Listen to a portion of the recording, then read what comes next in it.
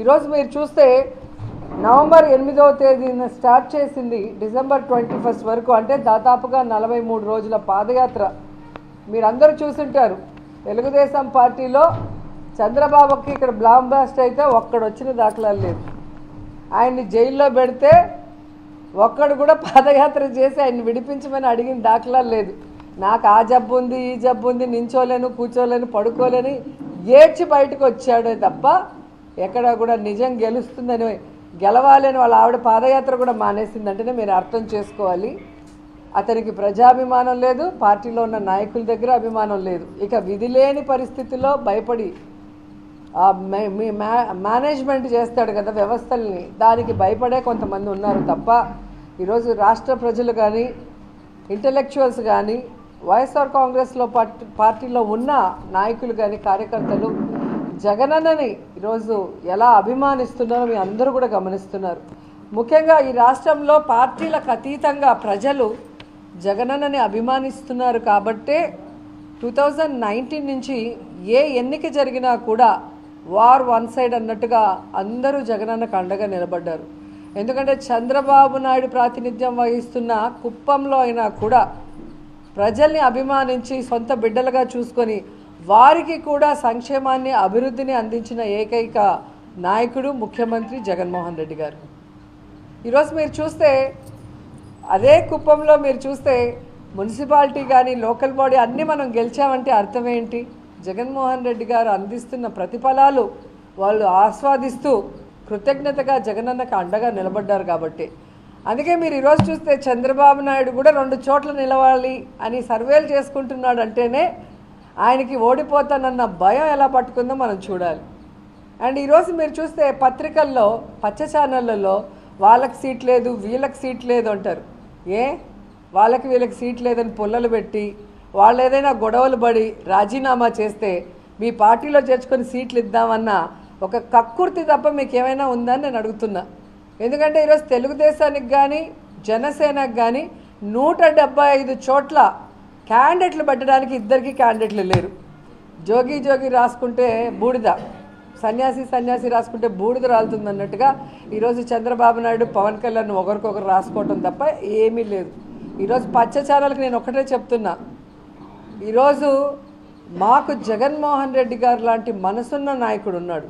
ఈ రాష్ట్రాన్ని అభివృద్ధి వైపుకు పరుగులు తీర్చడమే కాకుండా దేశంలోనే బెస్ట్ 5 స్టేట్స్లో బెస్ట్ సీఎంలో జగన్మోహన్ రెడ్డి గారు ఉన్నారు అంటే ఆయన పరిపాలన విధానం ఎలా ఉందో ఈరోజు అందరికీ తెలుసు. అలాంటి జగనన్న ఫోటో ఉంటే చాలు, ఏ ఎమ్మెల్యే క్యాండిడేట్ అయినా, ఏ ఎంపీ క్యాండిడేట్ అయినా 100% 2024లో గెలవబోతున్నారు. సో ఈరోజు జగన్మోహన్ రెడ్డి గారు సీట్ ఇచ్చినా ఇవ్వకపోయినా ఆయన్ని వదిలిపోవాలనుకునే వాళ్ళు ఎవ్వరూ లేరు. అలా ఎవరైనా వదిలి వెళ్ళాలి అనుకుంటే వాళ్ళు నిజంగా స్వార్థపరులైనా ఉండాలి, లేదా దురదృష్టవంతులైనా ఉండాలి తప్ప మరొకటి కాదు. ఎందుకంటే ఈరోజు మీరు చూస్తే 2019 తర్వాత ఎమ్మెల్యేలు, ఎంపీలే కాదు, ఈ పార్టీ కోసం కష్టపడిన వాళ్ళు, జెండా మోసిన వాళ్ళు ఏ విధంగా వారికి ఎమ్మెల్సీలు కానీ, కార్పొరేషన్ చైర్మన్స్ కానీ ఇలా వాళ్ళని ఎక్కడికక్కడ అకామిడేట్ చేస్తూ ఎవరి గౌరవాన్ని కూడా తగ్గించకుండా జగన్మోహన్ రెడ్డి గారు చూసుకున్న విధానం మనమందరం కూడా గమనించాం. ఎందుకంటే గతంలో చంద్రబాబు నాయుడు చూశారు, ఒక్కటైనా కూడా ఫిలప్ చేసింది లేదు. కార్పొరేషన్స్ కానీ లేదా నామినేటెడ్ పోస్టులు కానీ ఇచ్చిన ఎమ్మెల్యేలు కూడా ఎలాంటి వాళ్ళకి ఇచ్చారు? వైఎస్ఆర్సీపీ నుంచి వచ్చిన వాళ్ళకి, వైఎస్ఆర్సీపీలో తెలుగుదేశం వారి డబ్బుకో పదవికో ఆశపడి కక్కుర్తి పడిన వాళ్ళకి తప్ప ఆ పార్టీకి కష్టపడిన వాళ్ళకి ఇవ్వలేదు. కాబట్టి ఈరోజు వాళ్ళు ఆ దుస్థితిలో ఉన్నారు 23కే. కానీ 2024లో అది కూడా ఉండదు. ఎందుకంటే ఒక బాధ్యత కలిగిన ప్రతిపక్షంగా ప్రజల కోసం వాళ్ళు చేసింది ఏమీ లేదు. మేము 14 సంవత్సరాల అధికారంలో ఉన్నాము, మేము మీకు మంచి చేశాము, 2024లో మాకు ఓటేయండి అని అడిగే దమ్ము ధైర్యం లేదు చంద్రబాబు నాయుడికి.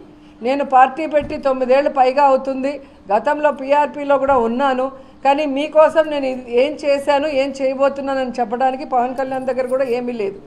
కానీ మా నాయకుడు దమ్మున్న నాయకుడు, నేను ప్రతి గడపకి మంచి చేశానని మీరు అనుకుంటే, మీ కుటుంబ సభ్యులకి నా ప్రభుత్వంలో మంచి జరుగుంటేనే నాకు ఓటేయండి అని అడిగారు అంటే ఆయన ఎంత చిత్తశుద్ధిగా ప్రతి ఒక్కరికి ఈరోజు అభివృద్ధి సంక్షేమాన్ని అందిస్తున్నారో ప్రజలు కూడా అర్థం చేసుకున్నారు.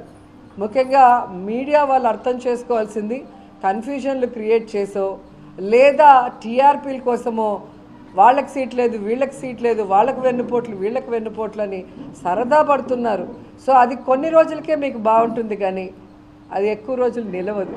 ఎందుకంటే ఈరోజు ప్రజల్లో ఉండే విధంగా గడప గడపకు మన ప్రభుత్వం అని ఎమ్మెల్యేలని మంత్రుల్ని పంపించడమే కాకుండా అక్కడ ప్రజలు కోరుకున్న అభివృద్ధి చేయడానికి మళ్ళీ సచివాలయానికి 20 లక్షల రూపాయలని ఇచ్చి అక్కడ వర్క్ చేయించడం జరుగుతుంది.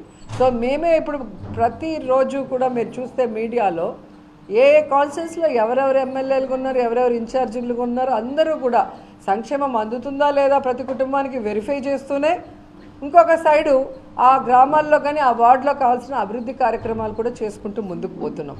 ఇంతకన్నా ఎవరు ఏ ప్రభుత్వం నుంచి ఏం కోరుకుంటారో మీరైనా చెప్పండి. ఏదో తెలుగుదేశం పార్టీ బలం పుంజుకుంది, పవన్ కళ్యాణ్ చంద్రబాబు నాయుడు కలిసిపోతే ఏదో జరిగిపోతుంది అంటే ఈయన ముసిలి ముతకైపోయాడు. ఈయన కూర్చోలేక నించోలేక ఏడ్చి బెయిల్ మీద బయటకు వచ్చాడు. ఇంకొకడేమో తెలంగాణలో పోయి చతికిల పడ్డాడు. బర్రెలక్కకు వచ్చిన ఓట్లు కూడా రాలేదు అంటే మరి ఈయనేమి పవర్ స్టారో మీరు అర్థం కావాలి. పవర్ లేని పవర్ స్టార్. సో ఈ ఇద్దరు Chandrababu Naidu and Pawan Kalyan non local politicians. వీళ్ళిద్దరూ మీటింగ్ చేయాలంటే హైదరాబాద్లో కూర్చుంటారు. జగన్మోహన్ రెడ్డి గారి మీద కుట్రలు చేయాలంటే హైదరాబాద్లో కూర్చుంటారు. వీళ్ళిద్దరు సీట్లు పంచుకోవాలంటే హైదరాబాద్లో కూర్చుంటారు. వీళ్ళు వచ్చి ఇక్కడ ఏం చేస్తారో ఒకసారి మీరు ఆలోచించండి.